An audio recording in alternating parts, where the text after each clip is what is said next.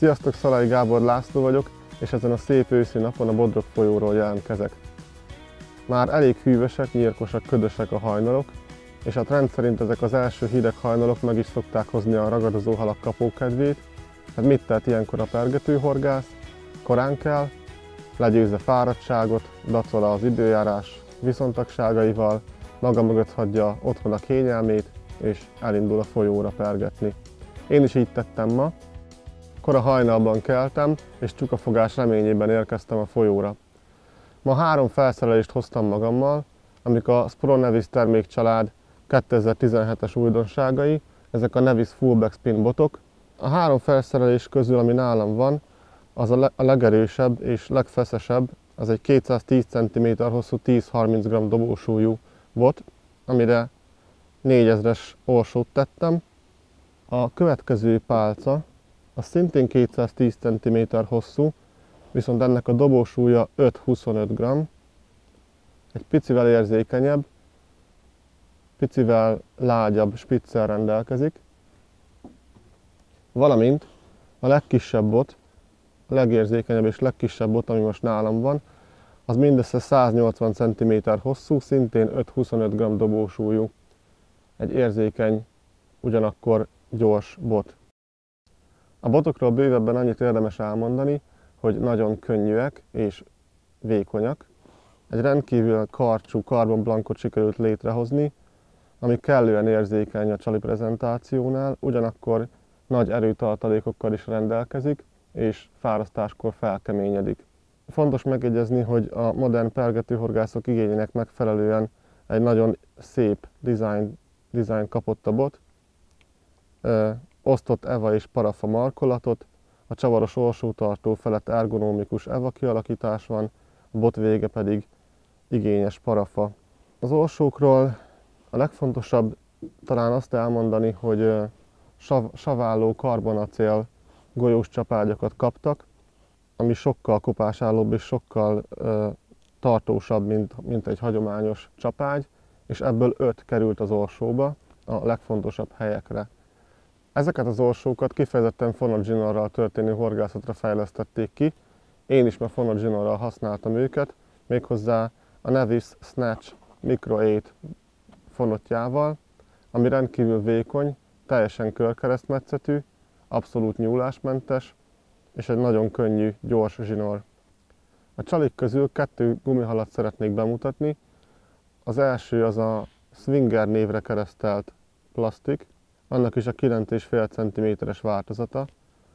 Ez a gumihal a modern plastikcsalis pergetés igényeinek megfelelően lett szintén kialakítva, bordázott a teste, és rendkívül lágy anyagból készül. A hasán és a hátán bevágott a könnyed offset horgos felkínálás érdekében.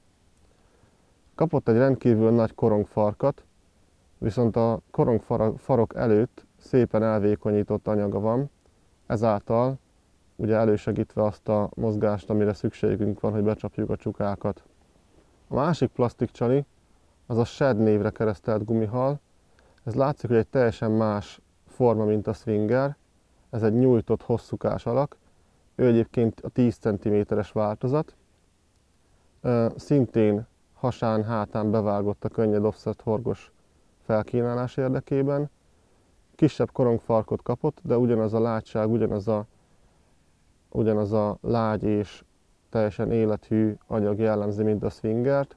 És hát az ő felülete sima, nem bordázott, de úgy gondolom, hogy ez az alak és ez a lágy anyag, amiből készült, annyira jól eltalált, hogy abszolút felveszi a versenyt minden modern plastik csalival.